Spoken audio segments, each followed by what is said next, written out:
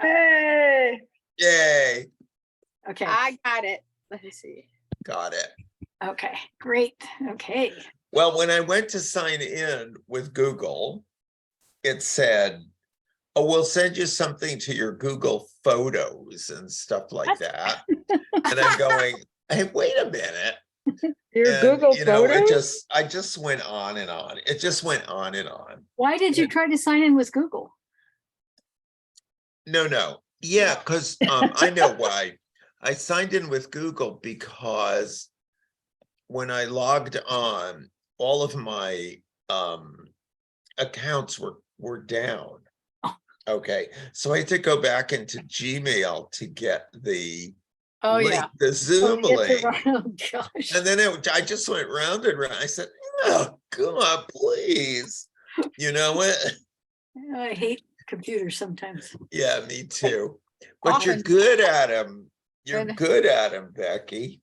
Well, not always.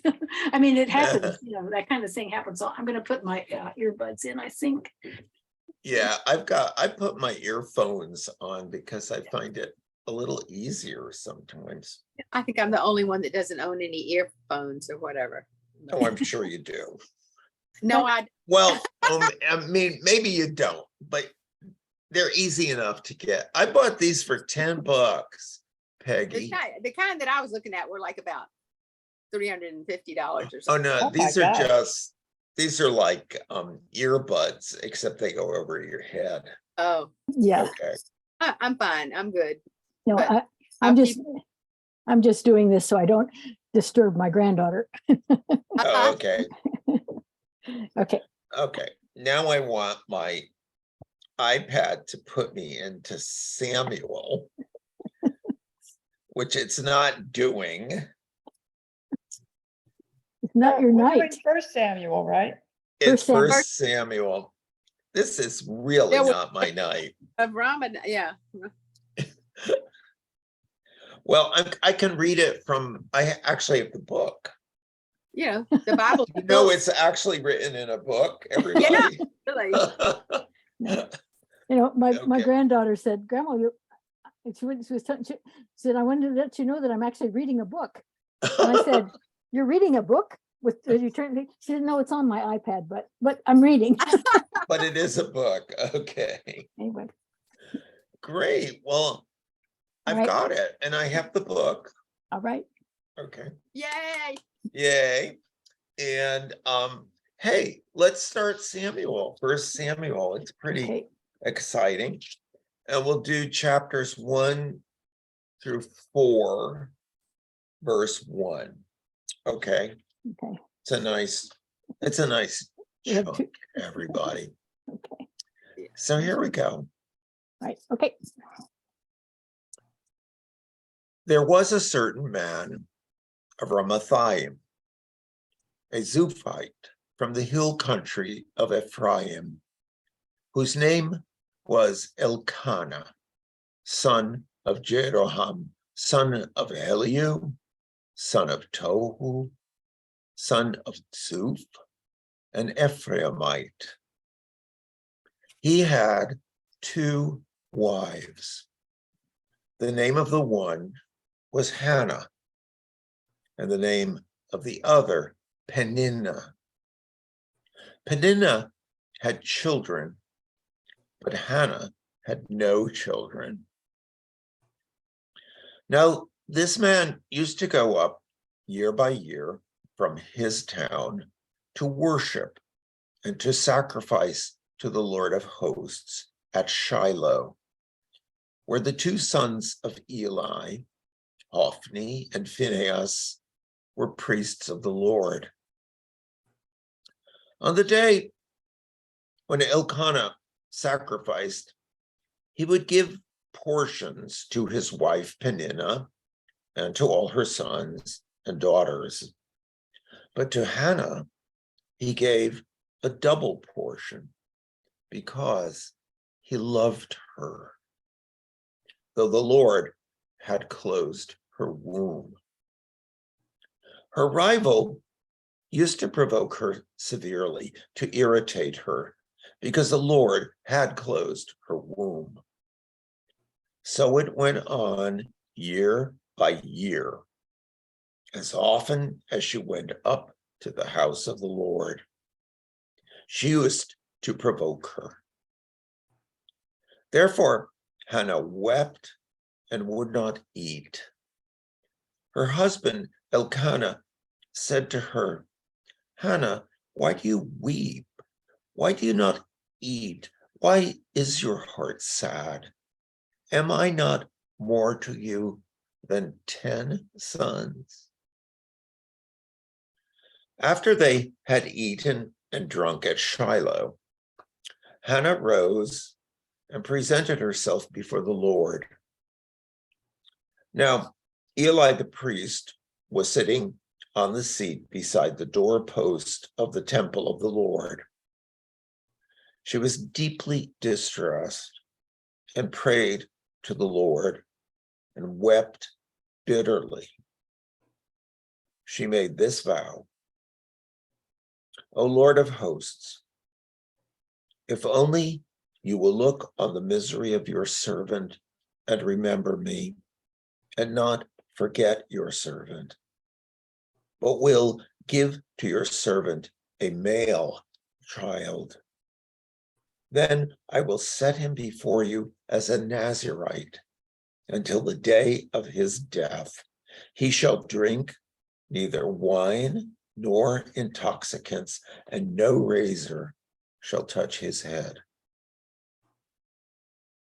As she continued praying before the Lord, Eli observed her mouth. Hannah was praying silently. Only her lips moved, but her voice was not heard. Therefore, Eli thought she was drunk. So Eli said to her, how long will you make a drunken spectacle of yourself? Put away your wine. But Hannah answered, no, my lord, I am a woman deeply troubled. I have drunk neither wine nor strong drink, but I have been pouring out my soul before the Lord. Do not regard your servant as a worthless woman, for I have been speaking out of my great anxiety and vexation all this time. Then Eli answered, go in peace. The God of Israel grant the petition you have made to him. And she said, let your servant find favor in your sight. Then the woman went to her quarters and ate and drank with her husband, and her countenance was sad no longer. They rose early in the morning and worshipped before the Lord. Then they went back to their house at Ramah. Elkanah knew his wife Hannah, and the Lord remembered her. In due time, Hannah conceived and bore a son. She named him Samuel, for she said, I have asked him of the Lord. The man Elkanah and all his household went up to offer to the Lord the yearly sacrifice and to pay his vow. But Hannah did not go up, for she said to her husband, as soon as the child is weaned, I will bring him, that he may appear in the presence of the Lord and remain there forever. I will offer him as a Nazirite for all time. Her husband Elkanah said to her, do what seems best to you. Wait until you have weaned him. Only may the Lord establish his word. So the woman remained and nursed her son until she weaned him. When she had weaned him, she took him up with her along with a 3-year-old bull, an ephah of flour, and a skin of wine. She brought him to the house of the Lord at Shiloh, and the child was young. Then they slaughtered the bull, and they brought the child to Eli. And she said, "Oh, my Lord, as you live, my Lord, I am the woman who was standing here in your presence praying to the Lord. For this child I prayed, and the Lord has granted me the petition that I made to him. Therefore, I have lent him to the Lord. As long as he lives, he is given to the Lord." She left him there for the Lord. Hannah prayed and said, "My heart exults in the Lord. My strength is exalted in my God. My mouth derides my enemies because I rejoice in my victory. There is no holy one like the Lord, no one besides you. There is no rock like our God. Talk no more so very proudly. Let not arrogance come from your mouth. For the Lord is a God of knowledge, and by him actions are weighed. The bows of the mighty are broken, but the feeble gird on strength. Those who were full have hired themselves out for bread, but those who were hungry are fat with spoil. The barren has borne 7, but she who has many children is forlorn. The Lord kills and brings to life. He brings down to Sheol and raises up. The Lord makes poor and makes rich. He brings low. He also exalts. He raises up the poor from the dust. He lifts the needy from the ash heap, to make them sit with princes and inherit a seat of honor. For the pillars of the earth are the Lord's, and on them he has set the world. He will guard the feet of his faithful ones, but the wicked shall be cut off in darkness. For not by might does one prevail. The Lord, his adversaries shall be shattered. The Most High will thunder in heaven. The Lord will judge the ends of the earth. He will give strength to his king and exalt the power of his anointed. Then Elkanah went home to Ramah, while the boy remained to minister to the Lord in the presence of the priest Eli. Now, the sons of Eli were scoundrels. They had no regard for the Lord or for the duties of the priests to the people. When anyone offered sacrifice, the priest's servant would come while the meat was boiling with a 3-pronged fork in his hand, and he would thrust it into the pan or kettle or cauldron or pot. All that the fork brought up, the priest would take for himself. This is what they did at Shiloh to all the Israelites who came there. Moreover, before the fat was burned, the priest's servant would come and say to the one who was sacrificing, "Give meat for the priest to roast, for he will not accept boiled meat from you, only raw." And if the man said to him, let them burn the fat first, and then take whatever you wish, he would say, no, you must give it now. If not, I will take it by force.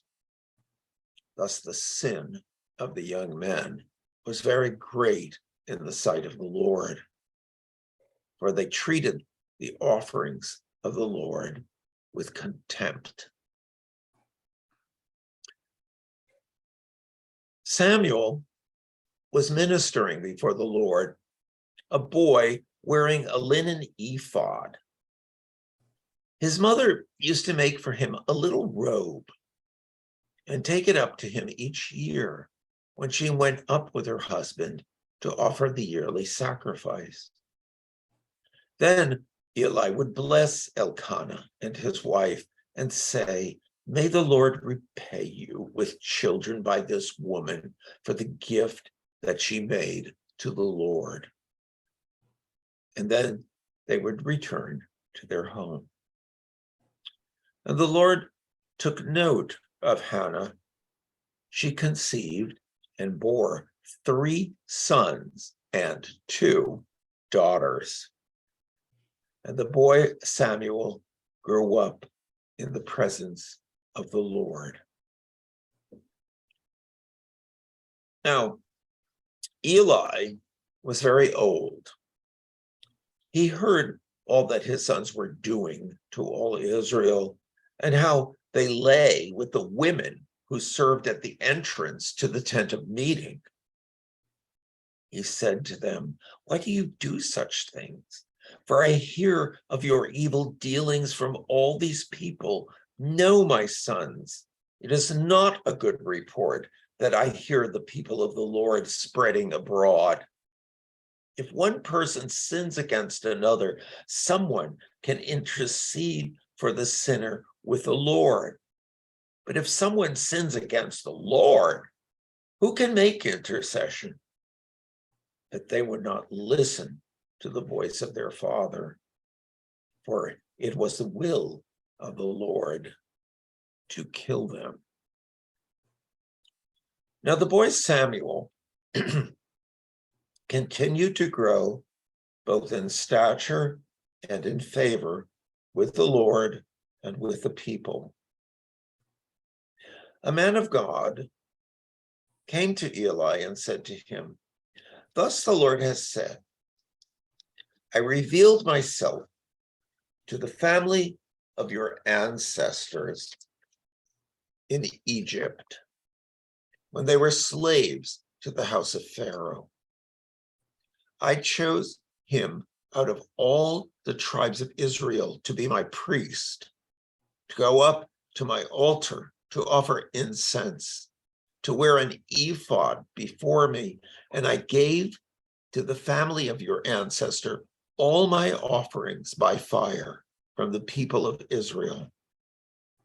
Why then look with greedy eye at my sacrifices and my offerings that I commanded, and honor your sons more than me by fattening yourselves on the choicest parts of every offering of my people Israel? Therefore, the Lord, the God of Israel, declares, I promise that your family and the family of your ancestors should go in and out before me forever. But now, the Lord declares, far be it from me, for those who honor me, I will honor, and those who despise me shall be treated with contempt. See, a time is coming when I will cut off your strength and the strength of your ancestors' family, so that no one in your family will live to old age. Then in distress, you will look with greedy eye on all the prosperity that shall be bestowed upon Israel, and no one in your family shall ever live to old age. The only one of you whom I shall not cut off from my altar shall be spared to weep out his eyes and grieve his heart. All the members of your household shall die by the sword. The fate of your two sons, Hophni and Phinehas, shall be the sign to you. Both of them shall die on the same day. I will raise up for myself a faithful priest who shall do according to what is in my heart and in my mind. I will build him a sure house, and he shall go in and out before my anointed one forever. Everyone who is left in your family shall come to implore him for a piece of silver or a loaf of bread, and shall say, please put me in one of the priest's places that I may eat a morsel of bread. Now, the boy Samuel was ministering to the Lord under Eli.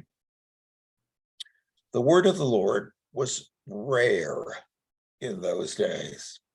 Visions were not widespread. At that time, Eli, whose eyesight had begun to grow dim so that he could not see, was lying down in his room. The lamp of God had not yet gone out, and Samuel was lying down in the temple of the Lord, where the ark of God was. Then the Lord called, Samuel, Samuel. And he said, here I am. And he ran to Eli and said, here I am, for you called me. But he said, I did not call you. Lie down again. So he went and lay down. The Lord called again, Samuel. Samuel got up and went to Eli and said, here I am, for you called me.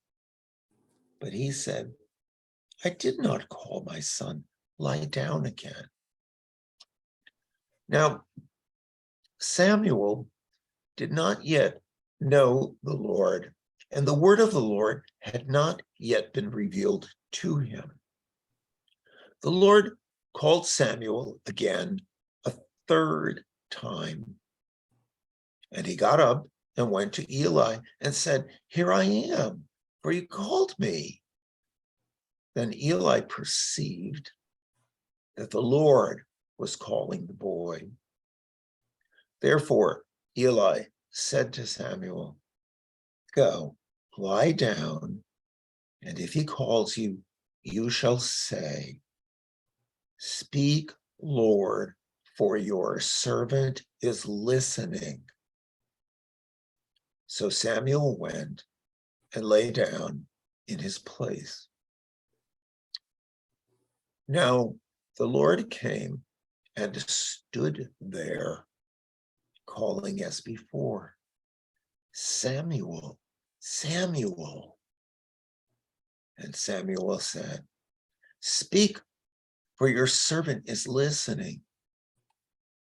Then the Lord said to Samuel, see, I am about to do something in Israel that will make both ears of anyone who hears of it tingle.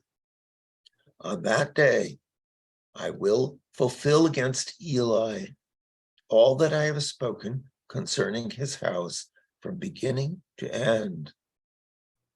For I have told him that I am about to punish his house forever for the iniquity that he knew, because his sons were blaspheming God, and he did not restrain them.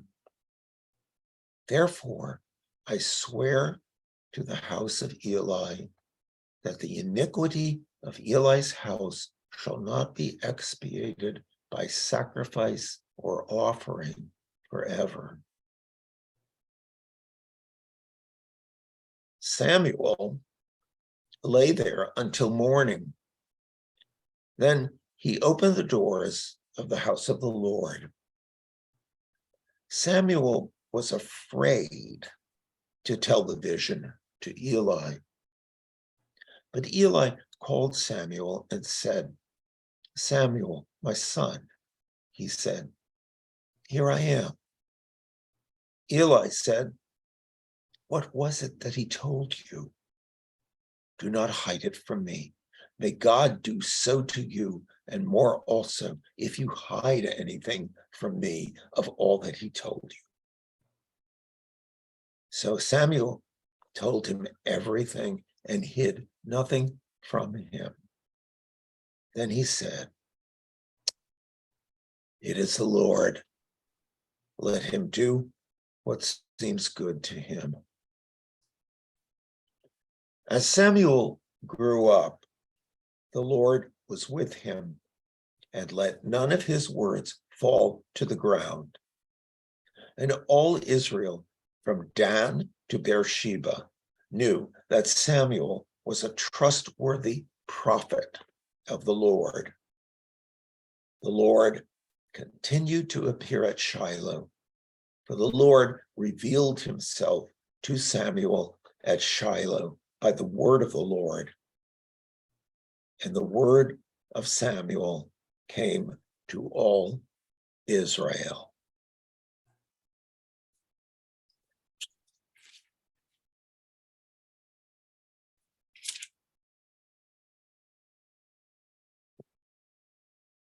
Well, that's chunk one of First Samuel. And you could, I feel, whoa, this is really a hot story, I think. Yeah. Yeah.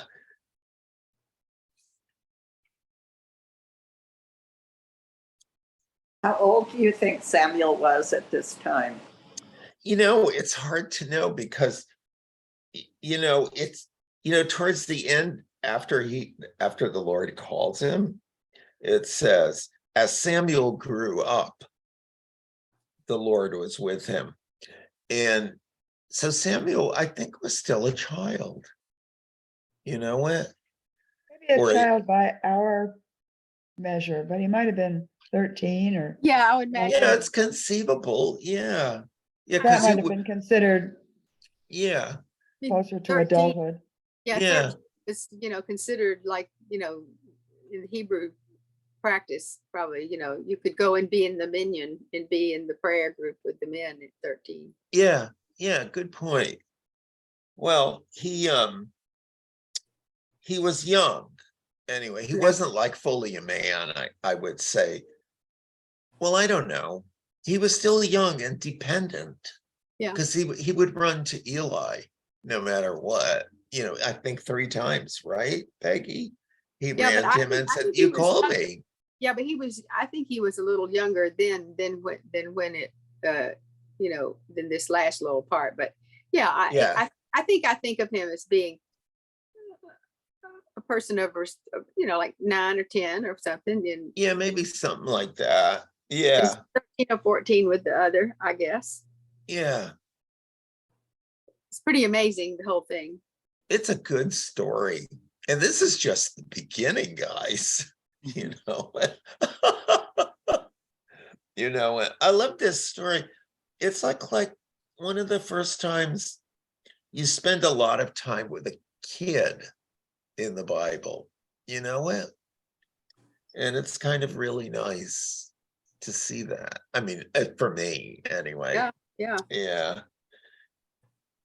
And then I guess, I bet Eli was kind of nice to him because he sort of loved him or trusted him.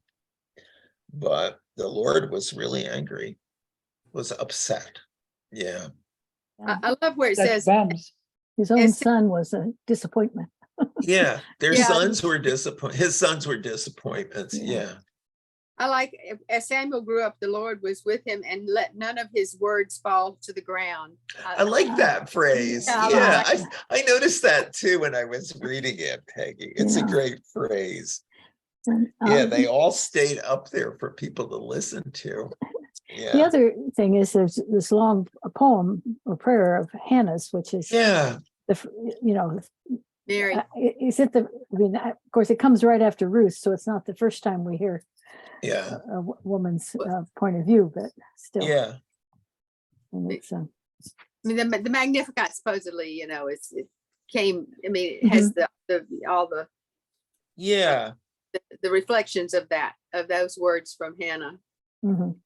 yeah.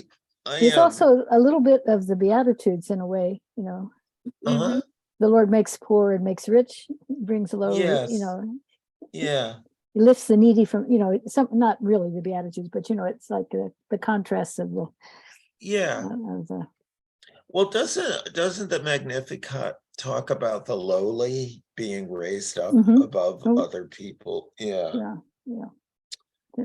yeah, It's the hungry, since the, yeah. Yeah, yeah, fill the hungry with good food and the rich send it away. Yeah. yeah. We And should know she- it by heart, Lori. We say it every week. Yeah, we do. The Magnificat, good you prayer. guys, you We say do? at morning prayer. Well, not every week, but morning prayer. Yeah, it's part of Much. morning Yeah. prayer. Yeah. Much Oh, every week. yeah, okay, Yeah. okay. Some people are very, very fond of that Mhm. Yeah. in our group, Yes. Yeah. our little group. Me too. Yeah, it's a very good prayer. It is. The whole thing about sacrifices and trying to glom on to the sacrifice. I know. Interesting. I Yeah. wonder what Eli thought when his sons did all that. That was, I mean, And I why guess- didn't he correct them? You know, it's really well, that's all part of God's plan, obviously.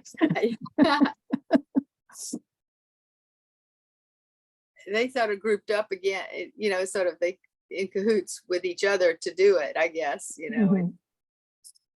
Yeah. I mean, I'm sure he was, I'm sure he was sad. It's probably one of the other reasons why he kind of took Samuel under wing, because Samuel had been, you know, kind of what he wished his sons was like, you know, and Mhm. especially since wanting him to go back and listen and say, your servant, listen, you know, is hearing you.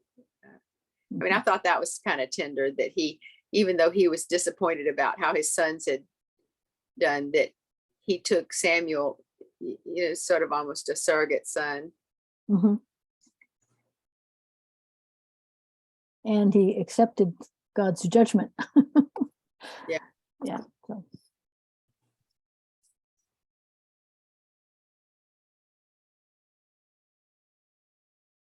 So, Larry, so you're thinking three chapters for each. You're muted.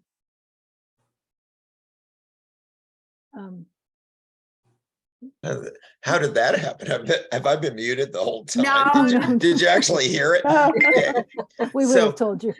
What I love in terms of tenderness in this is how his mother every year would bring him a suit of clothes. Mhm.